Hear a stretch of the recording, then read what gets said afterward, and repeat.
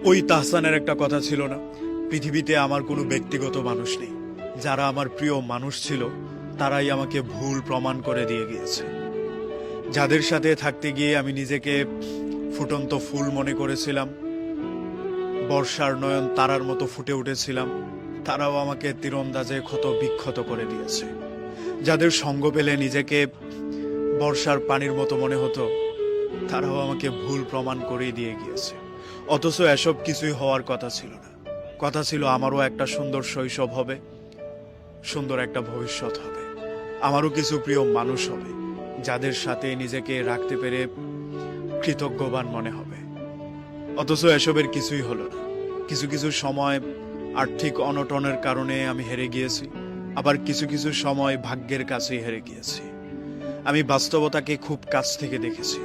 কিছু প্রিয় মানুষ আমাকে টাকার জন্য তাচ্ছিল্য করে দিয়েছে, আবার কিছু মানুষ আমার ভাগ্যের কারণে আমাকে কাছেই টানেনি। এই যে এসব অনেক কিছু হয়ে যাওয়া কিংবা একেবারে না পাওয়া অপ্রাপ্তির শূন্য খাতা, এগুলো সব আমার। যারা আমার ছিল কিন্তু এখন নেই, তাদের প্রতি আমার কোনো অভিযোগই নেই। যারা আমার একেবারে হয়নি কিন্তু হওয়ার কথা ছিল, তারা দূরে কোথাও ভালো থাকুক, সেটাই আমি চাই। যদি এটুকু ভালোই না চাইতে পারি, তাহলে তো আর ভালোবাসলাম না, তাহলে তো আর ভালো বন্ধু হলাম না। আমার যেসব বন্ধু বান্ধব শুধুমাত্র অকারণে আমাকে ছেড়ে গিয়েছে, তাদের মধ্যে বেশিরভাগই ছিল টাকা সম্পত্তিওয়ালা। তাদের সাথে মিলতে পারতাম না বলেই তারা আমাকে ছেড়ে গিয়েছে।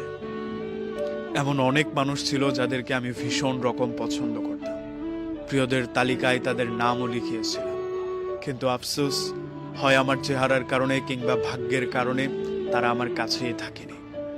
অথচ কত মানুষকে আমি আমার মনের ভেতরে জায়গা দিয়ে বসে আছি, তাদের সাথে ভালো থাকবো বলে আমি প্রতিজ্ঞাও করেছিলাম। ভাগ্যের দুঃসহ কারণে আমি তাদের কাউকেই আমার কাছে পাইনি। তাদের কাউকে কাছে পাইনি বলে আমি অভিযোগ করছি না কিংবা অভিমানও করছি না। তারা তাদের মতো করে ভালো থাকবে, এটাই তো আমার কাম্য। কিন্তু এমনটা আমার সাথে না হইলেও পারত, এমনটা হওয়ার কথা ছিল না। কথা ছিল বর্ষার পানির মতো স্বচ্ছ আমার একটা জীবন হবে, বর্ষার নয়ন তারার মতো আমিও ফুলের মতো ফুটব। কিন্তু কই, তার কোনোটাই আমার ভাগ্যে হইল না, তার কোনোটাই আমার ভাগ্যে জুটল না। তারা কেহই আমার নিজের মানুষ হইল।